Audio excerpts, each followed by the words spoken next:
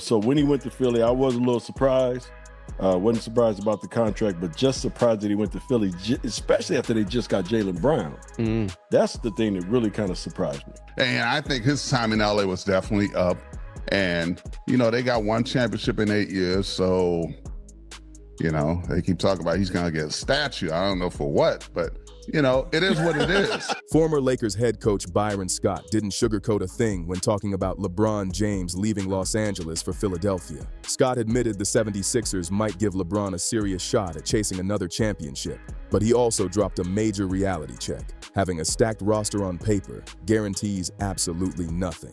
And when someone with Scott's basketball experience starts questioning whether a superstar-heavy squad can actually put it all together, the conversation gets spicy fast. Talent on paper don't mean a whole lot. It means you got talent. That's about all it means. It doesn't mean or guarantee that you're going to win the championship. The Sixers might look scary, but looking unbeatable and actually winning 4 playoff rounds are 2 completely different things. So, did LeBron make the right call by joining the Philadelphia 76ers? Or did he just place another massive bet on a super team that could come up short?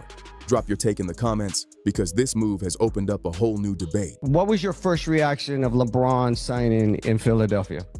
Wow. I mean, that was my first reaction. I was surprised. And not because of the contract. I mean, first of all, he got about $1 billion. Yeah. So we know he wasn't $85 million off the court. Yeah. So annually. We know that wasn't, the thing that was going to be the deciding factor of where he was going.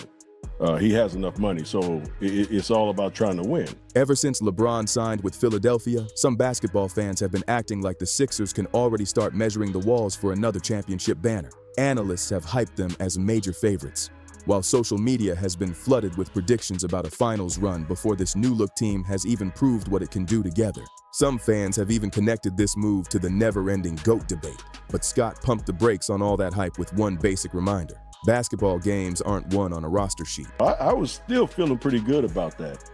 So when he went to Philly, I was a little surprised. Wasn't surprised about the contract, but just surprised that he went to Philly, especially after they just got Jaylen Brown. That's the thing that really kind of surprised me. My first reaction was, I told y'all. Scott also admitted there was one part of LeBron's decision that genuinely surprised him, and it wasn't the contract. In Scott's view, money wasn't going to decide LeBron's next destination because LeBron has already built enormous financial success, both on and off the court. That meant, from Scott's perspective, this decision came down to basketball. What caught him off guard was Philadelphia becoming LeBron's destination, especially with the organization already putting together another roster packed with major names. On paper, the setup looks wild. But Scott wasn't about to crown Philadelphia before the team had even gone through the grind of a real season together. And I think his time in LA was definitely up. And, they got one championship in 8 years. So, they keep talking about he's going to get a statue. I don't know for what, but, it is what it is. That's where he's at now. He's in Philadelphia. And, I think that was the best out of all the teams, to be honest with you. I think that was the best. That immediately challenged one of the biggest narratives surrounding LeBron's move. For weeks, plenty of people had treated Philadelphia like an automatic path toward another ring, but Scott wasn't buying that logic. His point was straightforward. Talent means talent, nothing more. It doesn't automatically create chemistry. It doesn't guarantee sacrifice. It doesn't mean stars will happily take fewer shots or smaller roles. And it definitely doesn't mean somebody is walking away with the championship. As we do know and remember, Kobe being Bryant, he shooted with 3 people on him. Kobe's like, look, I don't care. I feel more comfortable with me shooting it than passing it to one of y'all shooting it with 3 people on me, right? Yeah. That's that alpha mentality that he had. LeBron's not like that. LeBron's going to hit the open guy. So when we talk about the teams that he could have fit with, I don't think there's a team that he wouldn't fit in with. And especially at this point in time in his career where he just wants to win, he's not caring about stats. He got every damn stat there is right now in the NBA. Yeah. It's all about winning to him right now. Scott even reached into NBA history to make his case, bringing up the 2003-4 Lakers. That squad featured Kobe Bryant, Shaquille O'Neal, Karl Malone, Gary Payton, and Derek Fisher. Just reading those names made that roster look ridiculous on paper. A lot of people expected those Lakers to steamroll through the league and finish the job with another championship. Instead, they met the Detroit Pistons in the NBA Finals, and Detroit flipped the entire script. The Pistons played together, trusted their system, defended at an elite level, and attacked the Lakers' weaknesses. Detroit won the series, delivering one of the clearest reminders in NBA history that collecting famous names isn't the same thing as building a championship team. And Scott didn't bring up that example for no reason. His message was aimed directly at the hype surrounding Philadelphia. The Sixers may have assembled one of the most talented groups in basketball, but NBA history is packed with reminders that super teams can crash just as dramatically as they can dominate. Sooner or later, every contender gets tested. Losing streaks happen. Playoff pressure hits differently. Players can get frustrated over touches, minutes, shots, or responsibilities. That's when chemistry stops being a buzzword and starts becoming the difference between surviving and falling apart. Until Philadelphia goes through those moments, nobody really knows how this experiment will work. Big names can get people talking, but pressure reveals whether everybody is truly willing to play their part. Scott then shifted toward LeBron's Lakers chapter and made another comment that grabbed attention. He argued that LeBron's run in Los Angeles had simply reached its natural ending after 8 seasons and 1 championship. But Scott didn't stop there. He also questioned the chatter about LeBron potentially getting a Lakers statue someday, joking that he wasn't even sure what the statue would be for.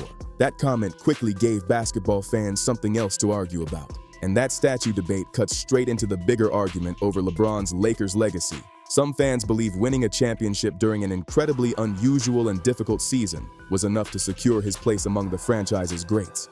Others see it differently. They argue that 1 championship across 8 seasons doesn't put LeBron in the same Lakers category as franchise icons whose teams created dynasties and collected multiple banners. Either way, Scott clearly isn't handing out automatic praise just because LeBron joined another loaded roster. Philadelphia has the names, the star power, and massive expectations. But now comes the hard part, proving all that talent can actually function when the pressure gets serious. From there, the conversation moved to an even bigger question. Was Philadelphia actually LeBron's best basketball fit? Other destinations had reportedly been discussed, including Golden State, Miami, and Cleveland. But Byron Scott didn't seem convinced that any of those options gave LeBron a better situation. Golden State came with some serious question marks. Scott wondered whether the Warriors' aging core could realistically survive another long season and make a championship run. The names might still carry weight, but reputation alone doesn't beat younger, deeper teams in a brutal Western Conference. Miami presented a completely different issue. Scott questioned how the spacing would work in the front court with LeBron in the mix. When several players want to operate in similar areas, the floor can get crowded fast, and that can turn a talented offense into an awkward one. Then there was Cleveland, the city LeBron has already returned to once before. Scott simply didn't believe LeBron had much interest in going back for a third stint, making Philadelphia look like the more realistic move among the choices being discussed. But here's where Scott gave LeBron major credit. He argued that LeBron could probably fit almost anywhere because one of his greatest strengths has always been his ability to make the players around him better. Throughout his career, LeBron has actually taken heat for making what many coaches would call the correct basketball play. If a teammate is wide open and LeBron is surrounded by defenders, he'll often make the pass instead of forcing some wild contested shot just because he's the superstar. Scott sees that as one of LeBron's defining traits. While some legendary scorers became famous for wanting the final shot no matter how difficult it was, LeBron has repeatedly shown that he's willing to trust the extra pass when the defense gives him that option. Of course, that opens up one of the oldest arguments surrounding LeBron. Critics have claimed that passing in those clutch moments shows he doesn't have the same killer instinct they associate with stars like Kobe Bryant or Michael Jordan. LeBron supporters see it completely differently. Their argument is simple. If the defense sends multiple players at you and somebody else is standing wide open, making that pass isn't weakness, it's smart basketball. Scott clearly leaned closer to that side of the debate. In his view, LeBron's unselfish style has sometimes been criticized simply because people expect the biggest superstar on the floor to take every huge shot, whether it's the best play or not. Still, even Scott wasn't pretending Philadelphia came with guarantees. Building a championship squad takes a whole lot more than putting famous names together.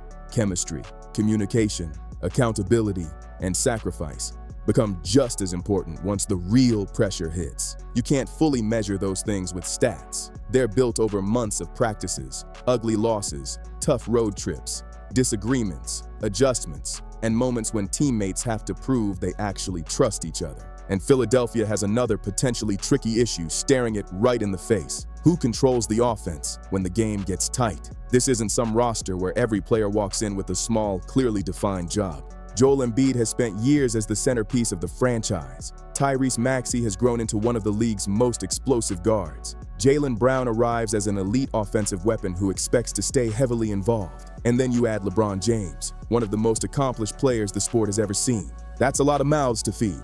Figuring out the balance isn't as easy as simply giving everybody a turn with the ball. Real championship teams eventually develop an identity where everybody knows when to attack, when to move the ball, and when their own numbers have to take a hit. Sometimes that chemistry takes almost an entire season to build. And sometimes, despite all the hype and talent, it never fully clicks. During the regular season, elite talent can cover up plenty of cracks. A loaded team can overpower weaker opponents and make everything look smooth. But once the playoffs arrive, those hidden problems have a nasty way of getting exposed. Opposing coaches get time to study everything. They attack habits, hunt mismatches, force uncomfortable switches, and make stars play in ways they don't like. Suddenly, raw talent isn't enough, and trust between teammates becomes priceless. That means Philadelphia's coaching staff will be under a microscope from day one. Rotations have to make sense. Veterans may need to accept fewer minutes. Younger players still need opportunities to grow while sharing the court with established stars, and every single decision will get picked apart. One bad loss becomes a headline. One frustrated reaction gets replayed everywhere. One disagreement can suddenly become a national debate. That kind of noise follows LeBron wherever he goes. The expectations around him are on another level. Fair or not, people aren't really judging LeBron by scoring totals or longevity anymore. His records are already historic, and his basketball IQ has been praised for years. Now almost everything gets dragged back into one word: legacy. Every remaining season becomes another piece of the endless debate over where LeBron belongs among the greatest players in NBA history. And Philadelphia raises those stakes even higher. If a roster featuring this much talent falls short, plenty of critics won't want to hear explanations about chemistry, injuries, coaching decisions, or bad matchups. They'll look at all those stars and say LeBron should have found a way to make it work. That's part of the massive pressure attached to choosing a destination this loaded. Supporters will push back just as hard. Their argument is that no championship has ever depended entirely on one player. Injuries matter. Matchups matter. Depth matters. Coaching adjustments matter. Sometimes, even one unlucky bounce can completely change a playoff series. One rough postseason doesn't erase an incredible career, just like one more championship wouldn't magically end every historical argument. NBA debates rarely work that cleanly. And that's why Scott's comments hit differently. He wasn't blindly hyping Philadelphia, but he wasn't blindly tearing LeBron down either. He recognized how dangerous this roster could become while refusing to hand the Sixers a trophy before they've survived the pressure, figured out their roles, and proved they can actually win together. And that's what made Byron Scott's take stand out. He gave LeBron full respect for everything he has accomplished, while reminding people of one simple truth: no superstar, no matter how legendary the name, is guaranteed another championship. That kind of middle ground take is getting harder to find in sports debates. These days, almost every major move gets treated like it's either a genius masterstroke or a complete disaster before the team has even played meaningful basketball. Scott isn't going that far in either direction. He's basically saying, show me first. And with training camp getting closer, one massive question is hanging over Philadelphia and the rest of the NBA. Can the Sixers turn all this ridiculous talent into real championship chemistry? Nobody is questioning the potential of this roster. The real mystery is whether everything can actually work when the games start getting serious. Can multiple stars sacrifice their own numbers for the team? Can everybody stay cool when somebody else gets the final shot? Can the roster stay healthy through the grind of a long season? And when playoff pressure hits and every possession feels like a battle, can this group stick together instead of letting frustration creep into the locker room? None of that gets answered through off-season workouts or preseason interviews. It won't be decided by viral highlight clips, social media hype, or analysts predicting a championship months in advance. The answers come during the grind of an 82-game regular season. And then, if Philadelphia gets where it expects to go, under the brutal spotlight of playoff basketball, that's where small weaknesses become major problems. Rotations get exposed, stars get tested, and one mistake can become the moment everybody remembers. For LeBron, the stakes could be even bigger. This may become one of the defining challenges of the final stretch of his legendary career. If LeBron helps Philadelphia capture another championship, it would add another huge chapter to an already historic resume. It would also give him a powerful answer to critics who questioned why he left Los Angeles and chose another star-packed situation. But if Philadelphia comes up short, you already know the noise is going to get loud. Critics will question whether joining another loaded roster was really the right move, and every decision made during the season could suddenly get pulled apart. But that's an important part of Scott's message. He isn't saying Philadelphia can't win. He's saying people need to stop talking like the championship has already been delivered. NBA history has shown us this lesson again and again. The biggest names don't automatically get the trophy. The deepest collection of stars doesn't automatically survive the playoffs. When everything is on the line, execution, trust, defense, sacrifice, health, and chemistry can matter just as much as raw talent. Until Philadelphia proves it can handle all of that, the championship talk is still just talk. The Sixers look dangerous, no question, but now they have to back up every bit of that hype on the court. And the pressure is officially on. Expectations in Philadelphia are sky high. National attention will follow this team everywhere, and almost every championship conversation will have the Sixers somewhere near the top. Every big win could make the hype even crazier, but every ugly loss will bring the doubters right back. And if things start getting shaky, don't be surprised when Scott's warning starts making the rounds again. Championships aren't awarded on paper, so now I want to hear from you. Is Byron Scott right that Philadelphia still has everything to prove, no matter how stacked this roster looks? Or did LeBron choose the perfect situation to make one more serious run at another championship before calling it a career? Drop your take in the comments below and tell us whether you're buying the Sixers hype or waiting until they prove it on the court. And if you enjoyed this breakdown, hit that like button, subscribe to the channel, and turn on notifications so you don't miss the latest NBA news, drama, and debates. And don't keep the debate to yourself. Share this video with another basketball fan and see where they stand. Thanks for watching, and I'll see you on the next one.